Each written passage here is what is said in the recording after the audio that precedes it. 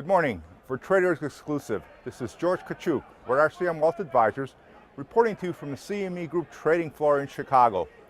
Well, here we are the last week in September, and what I'd like to do is spend a little time talking about the equity markets, more specifically the levels we're watching on the S&P and the NASDAQ, and also the negative sentiment that we're finding in this market that will probably continue to drive this market higher. So first off, we look at the S&P 500.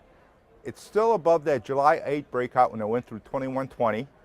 Got a little bit nervous 2 weeks ago when everyone freaked out that the Fed was going to raise rates, and the market retested that level going down to 2119. So now as long as the S&P stays above those levels, this uptrend is still intact. You know, we had the Brexit shakeout at the end of June. It was probably the last shakeout, the last sort of like mundane, bearish market we had over 16 months. And now we're basically in a new bull market driving higher. So the levels we're looking at S&P 500 is 2120, if it can hold those levels, and below that is the 2060, which is right about the 200-day moving average. It would have to crash down through those levels to sort of destroy this uptrend, in my view. Similarly on NASDAQ, the NASDAQ market is hitting all-time highs. What's not to like about that?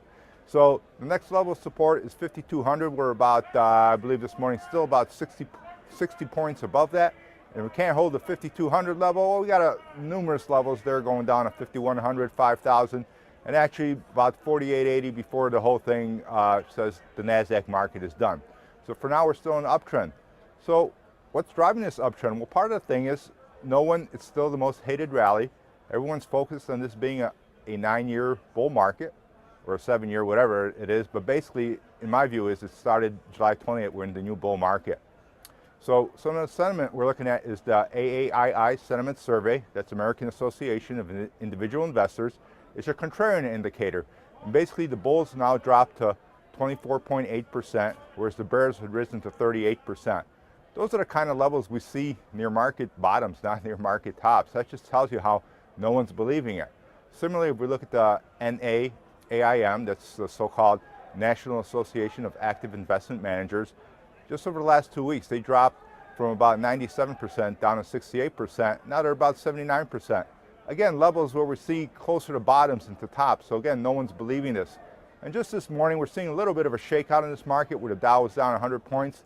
In the first half hour, look at the CBOE put-to call ratio, and it spiked above 1. It was about 1.26 in the first half hour of trading.